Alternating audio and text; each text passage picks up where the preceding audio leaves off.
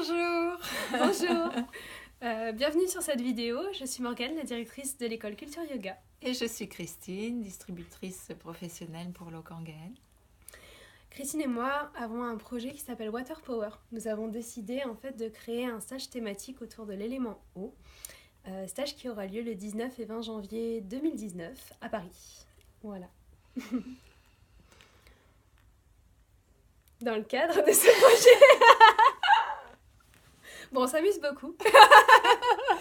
Dans le cadre de ce projet, en fait, nous avons décidé en fait de vous émoustiller, d'attiser votre curiosité et de vous partager différents questionnements, en fait, différentes réflexions thématiques autour de l'élément que nous avons du coup traversé, et on imagine bien que vous devez les traverser aussi. Parce que l'élément eau, c'est quand même un élément qui fait partie de notre vitalité, un élément vital.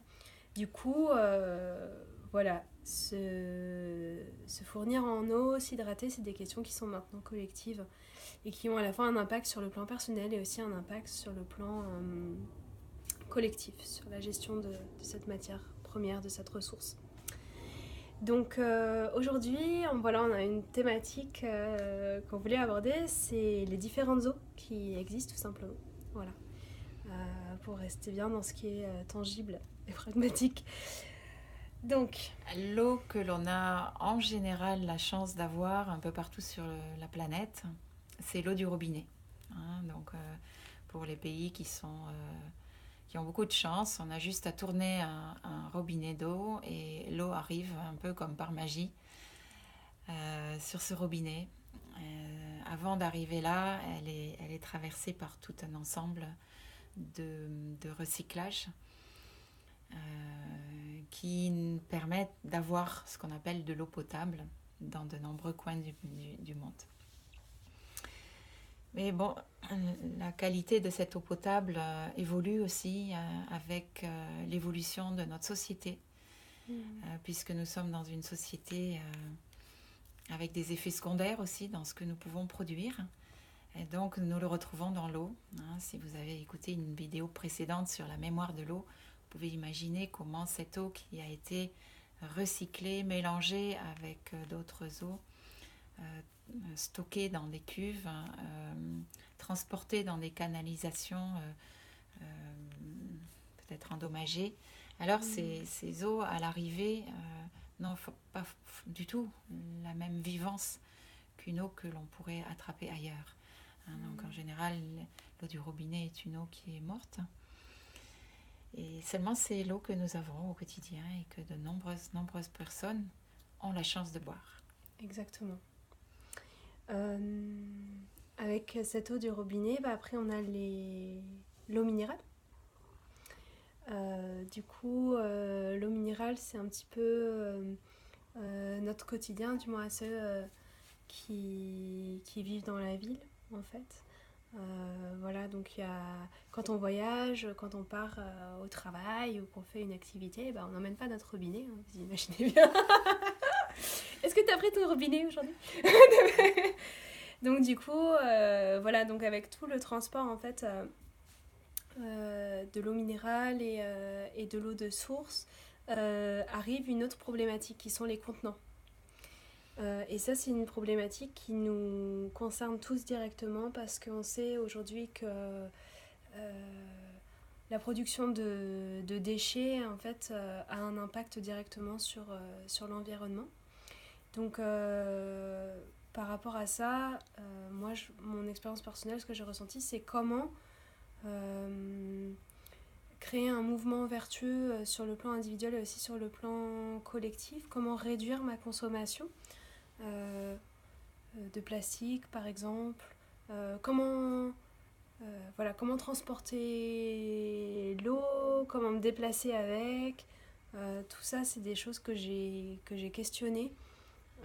Comment l'eau a besoin d'être transportée, dans quoi elle a besoin d'être transportée, ça a été le fruit de recherches. Donc voilà, j'imagine que ça vous concerne aussi et que vous vous posez les mêmes questions. Et c'est vrai que quand on parle du plastique, et qu'on voit toutes ces vidéos au jour d'aujourd'hui avec ce fameux 7e continent en plein milieu de l'océan, avec ces amas de plastique qui sont regroupés. Vraiment, j'ai envie de faire autre chose que ça pour nos enfants.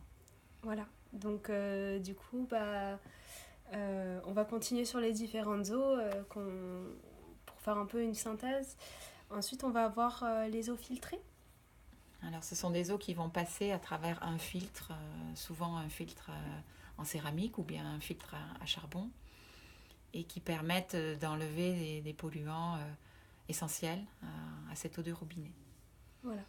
Sachant que du coup, c'est vrai que ces filtres-là vont enlever peut-être certains éléments, mais pas forcément l'intégralité, c'est sûr. Et puis, vont pas forcément modifier la vibration de l'eau. Parce qu'en fait, ce qu'il faut regarder, c'est que l'eau a son état naturel. Par exemple, prenons une rivière. La rivière, elle coulisse d'une manière serpentine sur la montagne. Elle a un mouvement très rond, très serpentin, très fluide. Et puis maintenant, regardez comment circule l'eau en fait dans nos canalisations. Bon, là, il y a beaucoup d'angles. C'est une autre énergie. L'eau se charge en fait d'une autre qualité de mouvement. Et ce qui est important de percevoir, c'est que pour raffiner en fait cet élément et pour raffiner notre connexion avec, ça va vraiment passer par plusieurs fenêtres, plusieurs pans. Il va y avoir la matière vraiment physique, puis il va aussi y avoir la matière subtile. Donc l'eau filtrée va faire un travail intéressant. Oui, très intéressant.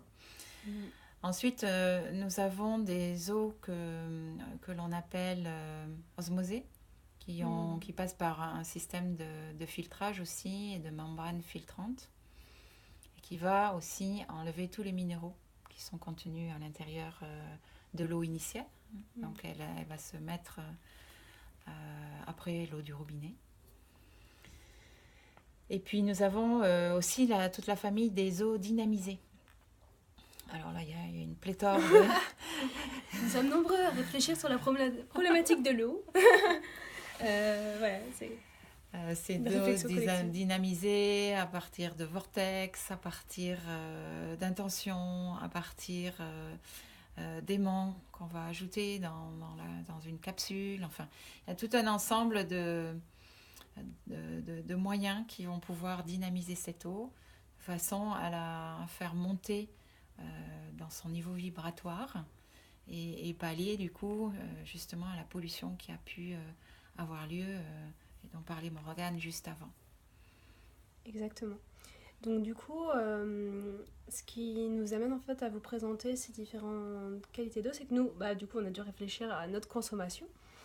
Et puis Christine et moi, on a fait le même choix en fait. Donc on a choisi une eau qui est à la fois filtrée, oui, mais aussi qui est ionisée.